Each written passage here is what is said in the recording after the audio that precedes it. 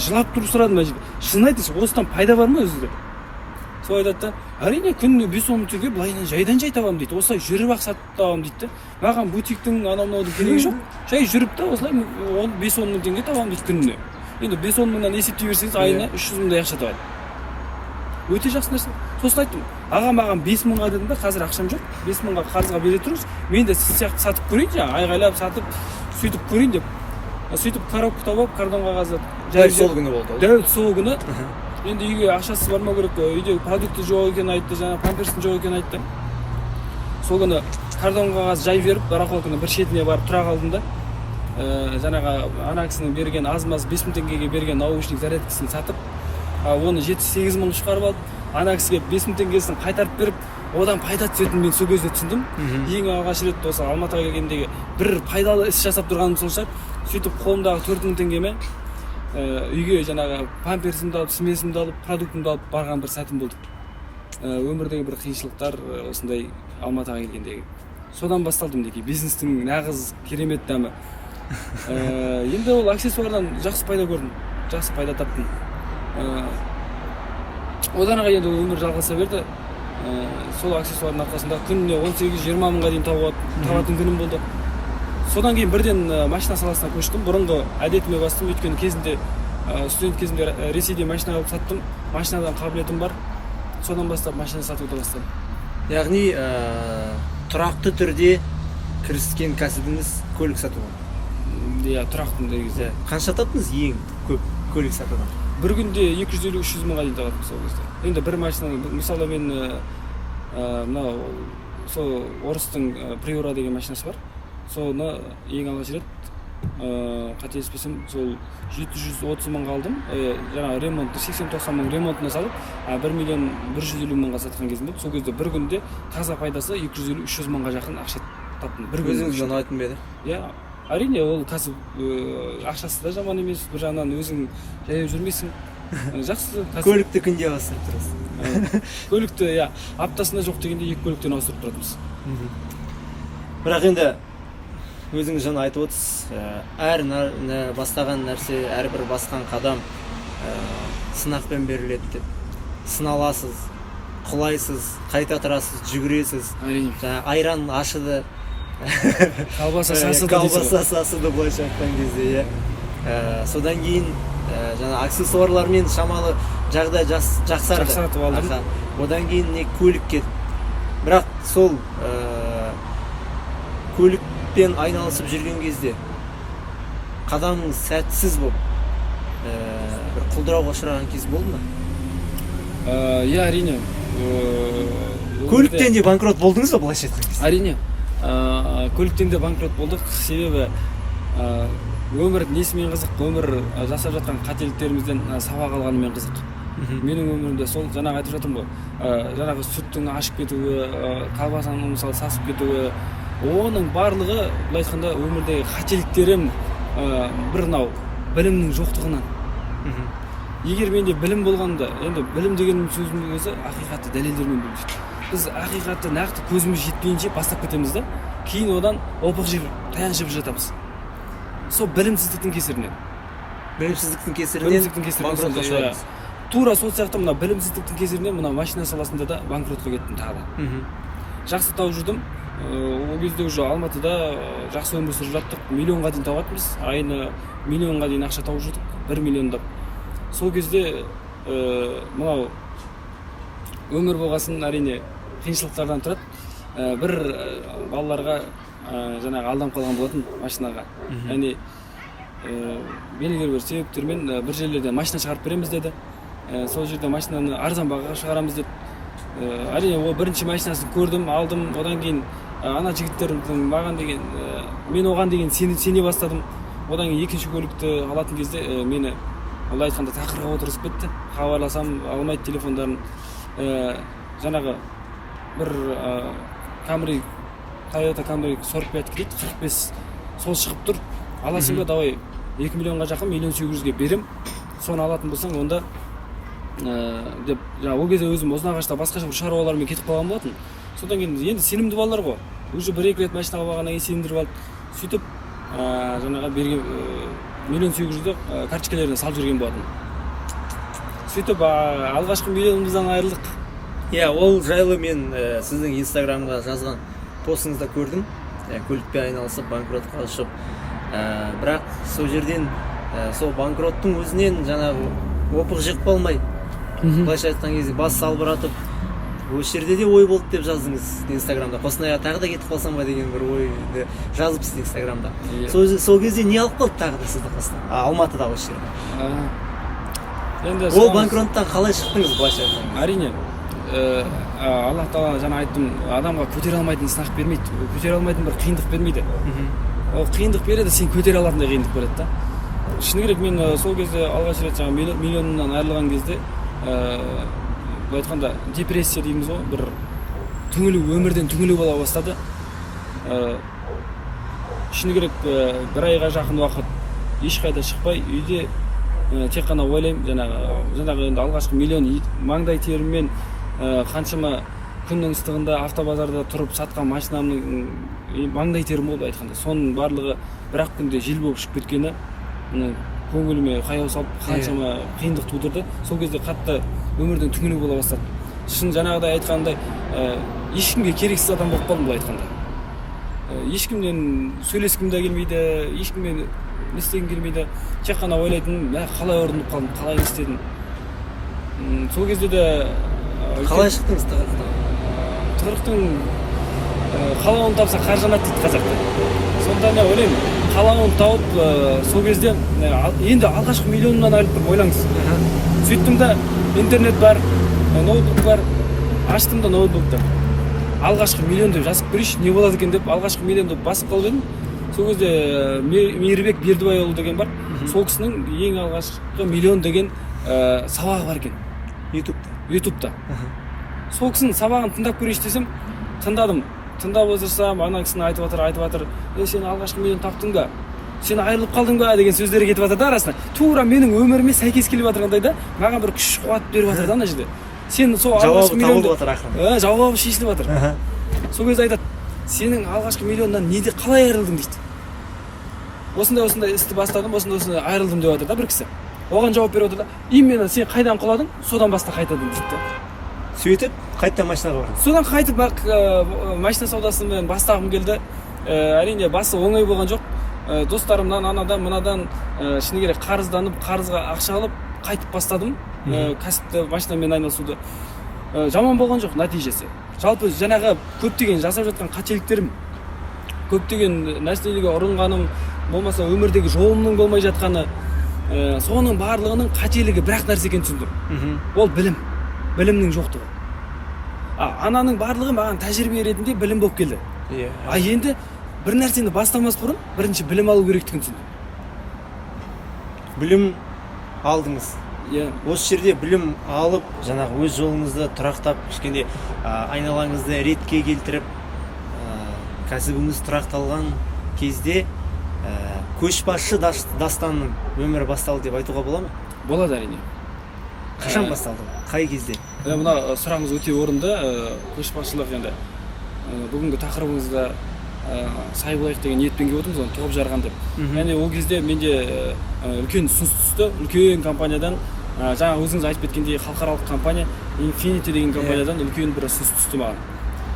Ол кезде бірінші ұсынысы, ол кезде шындығы керек, ол компанияға ең алғаш рет барған кезде машинадан бұрын, жаңағы машинамен екінші рет айналыспастан бұрын ол жерге мен көмекші ретінде, орысша айтқанда разнорабочий дейді ғой, сондай көмекші ретінде бардым. Яғни оларда товармен айналысады, сол товарды белгілі бір региондарға жіберу керек, филиалдарымызға. Сол филиалдарға жіберуге товарды көмектесем, көтерсем, анау сондай жұмыстармен жүрдім. Одан кейін сол жердегі біздің атқарушы директорымыз Қалбекен Уәлихан деген мырза менің бір есепке жақын екенімді, бір менеджерлік қабілет бар екенін байқап, содан кейін айтты да, бізде менеджер кетіп жатыр. Давай сен соның орнына менеджер болып келші деді.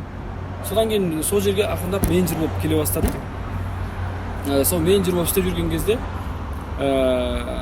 компания басшысынан тағы да бір ұсыныс түсті. Алматы қаласының региональный представитель, яғни регион аймақтық басшысы кетіп жатыр деп. содан кейін сол менеджерлік қызметімді жақсы атқарғаннан кейін ол жерде маған ұсыныс бағана айтқанымдай бала кезде жаңағы әкемнің сен басқарушылық қабілетің бар сенде деп айтатын ол шындық. Баласын таниды ғой, қай әке болмасын, қай ата ана болмасын, баласы қабілетімді білді. Содан кейін барып сол миыма келіп сарт ете қалды, сенде басқарушылық қабілет бар деген. Оны дамыту керексің ғой. Сен барып бір нәрсені басқарып кету үшін де жаңағы айтқанымдай қателеспеу керексің. Иә. Ол тек қана мысалы бір отбасын басқарып отқан жоқсың ол жерде. Ол жерде бүкіл былай айтқанда Алматы облысына 2 миллион халыққа сен жауап беру керексің. Былай айтқанда. Ол сондай бір басқарушылық. Сондықтан да ойлаймын кішкене бір сол жерде басқарушылық қабілет жаңағы Infinity компаниясында аймақ басшысы ретінде болу. Сөйтіп Infinity компаниясына келгеннен кейін көшбасшы Дастанның ғұмыры басталды. Басталды. Сол сәттен басталды. Жалпы Даке Infinity не берді сізге? Infinity қазір осы жерге келіп сізге сұхбат беріп отырғаныма дейін маған көп нәрсе берді. Көшбасшылыққа дейінгі көп нәрсе берді. Себебі бірінші жаңа айтып жаттым ғой, көбіне біз өмірде көбіне неге қателесеміз, неге шатасамыз, білімнің жоқтығынан дедім ба, сол кезде маған Infinity компаниясы, Роберт Кийосаки деген сияқты, Байяки Кедияки кітабының авторы Роберт Кийосаки, одан кейін мақсатымды көремін деген кітаптың авторы, арман мен мақсатты шатастырмау, дұрыс мақсат қоя білуді үйреткен Брайан Трейси, Семилиан Мори, Мак Аттарым, Пен Джун сияқты керемет бір әлемдік деңгейдегі әлемдік үздік мамандар, бизнестегі именно кәсіптік жолдағы үлкен мамандардан білім алу. Үлкен менің өмірдегі жетістігім сол. Мен білім алу арқылы көптеген жетістікті көре бастадым. Жаңағы айтқанымдай өзімді өзгерте бастадым. Бірінші ойымды өзгерттім. Ойым өзгергеннен кейін ол кітаптарды оқығаннан кейін өзім өзгердім, өзім өзгергеннен кейін өмірім өзгерді. Яғни Infinity өміріңізді өзгертті. Infinity толықтай өмірімді өзгертті, толықтай. Көп нәрсе берді ғой? Көп нәрсе берді. Көп нәрсе алдым. Қаншалықты оның барлығы мынау маңдайдан аққан терге байланысты. Сен қаншалықты еңбектенесің, соншалықты пайда. Яғни соншалықты өзің халыққа пайдаң тие алады. Жаңағы айтып отырмын ғой, сіздің 3 арманыңыз дегенде айтып жатырмын. Бірінші балалық шағыма оралсам, екінші ол тұлға болып қалыптасу. Менің бір дастан ретінде тұлға болып қалыптасуыма себепші болған бірден бір үлкен компания осы Infinity компаниясы. Енді адам болып өмірге келген соң, адам болып өту өмірде міндетім дедім. Ол мінекей орындалып келе жатыр, Аллаға шүкір. Ең бастысы халыққа, елге пайдасы тиетін азамат болып қалыптасып жатырмыз. Infinity компаниясы міне осындай қалыптасуға үлкен мүмкіндік беріп отыр. Ал сіз компания үшін не бере алдыңыз? Не жасай алдыңыз? Немесе не жасай аласыз болашақта? Өте орынды сұрақ. Әрине не алам емес, не берем деп несі керекпіз ғой. Әрине мен бұл жерде Infinity компаниясында ең басты қазіргі кезде мен осы қазіргі кезде Infinity компаниясы аймақ басшысымын. Әрине ол бір бөлек, одан бөлек тағы да бір жұмыс алып жатырмын. Өзім жеке проект аштым, жеке жоба дейді, жеке жобам бар, өсемін десең. Айтпақшы, көрдік, құтты болсын. Көп рахмет. Әрине ол да бір халыққа тиетін пайдасы тиетін бір жоба деп ойлаймын. Себебі ол тек қана Infinity компаниясының айналасындағы адамдарға емес, сонымен қоса өмірде бір қателіктерге орындап жетістікке жете алмауларыңа, или болмаса арман мақсаттарын дұрыс қоя алмауына себепші болатын бір проект, яғни сондай бір жоба деп өзім бағалаймын. Себебі оның жаңағы Роберт Кийосаки деген сияқты, болмаса Мак Аттарым, Пен Джун сияқты керемет бизнес мамандардың білімін тегін халыққа. Мен ол жерде ол кісілерден тегін білім алған жоқпын. Миллиондаған ақшамды сол жаңағы білімге салдым. Біліміме салдым. Яғни өзімді дамытуға салдым. Мен сол нәрсені халыққа қазір Қазақстанның бір тұлғасы, азаматы ретінде тегін жаңағы YouTube каналынан таратып отырмын. Ол да бір компанияға үлкен септігін тигізетін, пайдасы тигізетін не деп ойлаймын. Одан кейін қазіргі кезде тағы да бір осындай өзім сияқты дұрыс мотивация бере алатын, дұрыс жігерлендіре алатын бір сондай бір әріптестерімізді сондай бір оқытатын бір курстар ашқым келеді. Яғни спикерлер дайындайтын. Бір белгілі бір мамандар дайындайтын курс ашқым келеді. Сондай бір аз-маз арман тілегім бар. Бұйыртса оған да жетеміз. Ауыл алыс емес. Бәрекелді. Дастан мырза, егер Infinity компаниясы болмағанда, қазір Дастанды біз кім ретінде көретін едік? Infinity компаниясы болмағанда Осы жерге келмегенде, ұсыныс түспегенде, мына белгілі бір айтып отырмын ғой, осы жерге келгенде көптеген қабілетіміз ашыла бастады. Жаңа мотиваторлық, ораторлық дейді қабілет бола бастады. Бірақ негізі адамда көшбасшылық бір қасиет, мына туа біткен дарын болады да. Айтып отырмын ғой, жаңа қабілет өзі 10% беріледі екен, 10% беріледі. Сол 10% менде бір басқарушылық қабілет болды. Мүмкін мен Infinity компаниясын басқармағанымда, бірақ бір белгілі бір жерде белгілі нәрсені басқарып отыратын. Оған мен сенімдімін, өйткені оған толықтай хақым бар. Өйткені жаңағы айтып кеткенімдей, себебі бала кезден бастап жалғыздық пен өстім аз-маз, одан кейін еркіндікте өстім, тәуелсіз болып өстім. Осы кезге дейін енді шыны керек бір жаңа мемлекетке жұмыс жасап, или болмаса біреудің мақсатымен өмір сүріп көрмедім. Өз мақсатыммен тәуелсіз өмір сүріп жатырмын. Аллаға мың да шүкір. Бәрекелді, керемет. Өте жақсы. Мына барлық өмір жолыңызды баяндап бердіңіз енді. Шыны керек, Ерке Дастаннан бастап қазіргі міне көшбасшы. Өмірдегі қиыншылықтармен қоса отырып, енді әрине қиыншылықсыз болмайды. Қиыншылықты жеңе білген адамның, яғни адамға Аллах тағаланың берген сыйы, беретін сыйы мол екеніне өз басым тағы да сізбен әңгімелесе отырып көзім жетіп отыр. Аллах тағала алдағы жолдарыңызды да тек қана ашық етсін деп тілеймін Дастан мырза. Жалпы осы тұста тағы да бір айта кететін жайт, сұрай кететін жайт, өмірде қатты өкінген кезіңіз болды ма? Қатты өкінген тұсым жоқ деп ойлаймын. Өйткені себебі өкініш өзекті өртейді. Ол өкініш деген былай айтқанда біз негатив ретінде қабылдаймыз. Енді мотиватор ретінде айтайын, біз негатив нәрсені көбіне қабылдамау керекпіз. Мына айтады ғой, таңғажайып ғажап күтпей аспаннан дейді, миды босат, бос қиялдан ластанған дейді. Ондай өкініштердің барлығы мен тәжірибе сабақ ретінде қабылдаймын.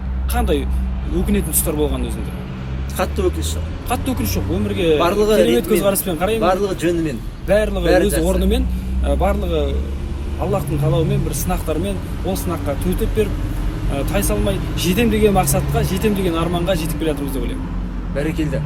Бұл сұрақты негізі қойғым келмеген, бірақ қояйын. Ең үлкен қателік өмірдегі сіз жасаған? Жаңағы енді айтқандай ғой, өмірдегі қателіктердің барлығы сабақ деп ойлаймын. Өмірдегі енді қатты қателік деп айтамын, қателескен тұсым, ол мен мамандық таңдауым. Қалғанын қателескен жоқсың? Басқасынан қатты қателескен. Жар таңдау қателескен жоқсың? Жар таңдаудан Аллаға шүкір қателескен жоқпын. Аллах тағала әрқайсымызды жұп-жұп қылып жаратты. Жұбымызды кімге қосылу бұйырды, соған бұйырды. Ары қарай отбасы болып кету, ары қарай біреуге үлгілі отбасы болу, ол біздің өзімізге байланысты. Отбасыңыз қаншалықты қолдайды? Отбасым әрине мені қолдап отырады. Өзімнің жаңағы жан-жарым, әйелім Ақерке, ол да өзі осындай жаңағы көшбасшылық қабілет бар. Яғни бір-бірімізге ұқсастығымыз, ұқсас мінезіміз өте көп. Өйткені бірінші өзімнен гөрі бірінші мотивация беретін ол үйдегі әйелім, бала-шағам, бір ұл, бір қызым бар. Сол кісілер маған үлкен мотивация болады. Одан кейін менің компаниядағы алып жатқан білімім, компаниядағы өтіп жатқан жолымыз барлығы мен үшін мотивация. Бәрекелді. Бір нәрсені бастасам, жетістікке жетпейін, айтады қазақта, қадалған жерден қан алмай қоймайсың дейді ғой. Тура сондай бір мақсатта, бірақ жақсы жағына қарай. Бір нәрсені дұрыс армандадым ба, дұрыс қиялдадым ба, дұрыс нәрсеге дұрыс жолмен жету жолын қарастырамыз. Бәрекелді. Енді арман, мақсат, жоспарлау, қадалған жерден қан алмаймын деп жатсыз. Енді осы тұрғыда әңгімемізді түйе отырайық. Алға қойған жоспарлар қандай? Көзделген нысана қандай? Бөлісе өтсеңіз. Егер бөлісуге болады, бөлсем десеңіз. Егер жоқ десеңіз, оған да көнеміз. Әрине, оның барлығын бөлсеміз, мінекей біз қазір алға қойған жоспарлар, мақсатымыз көп. Қазір осы компания үшін көптеген істер атқарылып жатыр. Қазіргі кезде компаниямыз енді ғана тәй-тәй басып келе жатқан компания болғанымен, мінекей биыл 3 жылдығы бар компанияның. 3 жылдығы әрине Алматы қаласында өтеді. Ол маған үлкен, былай айтқанда, сондай іс-шараны өткізу үлкен мен үшін құрмет. Біріншіден ол мені құрметтегені, сыйлағаны, екіншіден үлкен жауапкершілік. Сол енді бүкіл жауапкершілікті алғаннан кейін ең басты қазір ойластырып жатқан жұмысымыз ол компанияның 3 жылдығын жақсылап тұрып өткізу. Одан кейін жаңағы тағы да жоспарларымызда жаңағы спикерлер дайындау, мамандар дайындау, одан кейін сырт мемлекеттерде осы компаниямыздың, Infinity компаниясының филиалдарын ашу жоспарда бар. Оған да бір септігім тиіп, көмегім тиеді деген сенімдемін. Басталған кезде, сізді таныстырған кезде Қостанай мемлекеттік университетінің түлегі агроном, тепловоз жүргізушісі деп таныстырғаным бекерден бекер болған жоқ. Оның бір себебі бар. Себебі осы көшбасшылық жолға дейінгі жеткен өміріңіз, көрген қиындықтарыңыз, осы агрономнан басталған жолыңыз біздің көрермендерге, көріп отқан барша ағайынға, жалпы шабыт іздеген жандарға үлкен бір сабақ болсын деп айтқан болатынмын. Бүгін бізде қонақта болған халықаралық Infinity компаниясының Алматы қалалық аймақтық басшысы, бизнес тренер бойынша курстардың маманы, Infinity компаниясында топ жарған жан Дастан Қалыбекұлы деп 100% айта аламын. Дәке, жалпы көп рахмет, сізге рахмет үлкен. Енді әр нәрседе қонақ келгеннен соң салт бойынша біз әрине қонаққа де сұраймыз. Енді бұл жерде сіз енді өлең айт, болмаса би билеңіз, болмаса тағы бірдеңке сұрамай қойық. Әңгімеміздің барысы өз-өзіңді дамыту, мыңдардың арасынан топ жарып алға шығу тұрғысында болғаннан соң біздің барша көрермендерге өзіңіздің атыңыздан бір шабыт беретін, мотивация беретін бір-екі ауыз сөз болсын, сол сізден қонаққа де болсын дейміз. Рахмет. Әрине үлкен мен үшін мотивация деп айталым. Менің алғашқы мынау өсемін десең жобасында да айтылған мәселе бұл жалпы көп нәрсені сатып алуға болады. Жаңа айттым ғой. Жаңа айтқанда көп нәрсені біз сатып ала аламыз. Яғни қазір әзілдеп айтады ғой көбісі, мысалы, адамның басынан басқа бәрін сатып алуға болады деп. Расымен сондай нәрсе, қазір сондай заман, сондай кезеңде өмір сүріп жатырмыз. Бірақ нәрсені сатып алуға болмайды. Мен соны халыққа айтқым келеді. Бір нәрсені сатып алмайды. Ол әрине уақыт.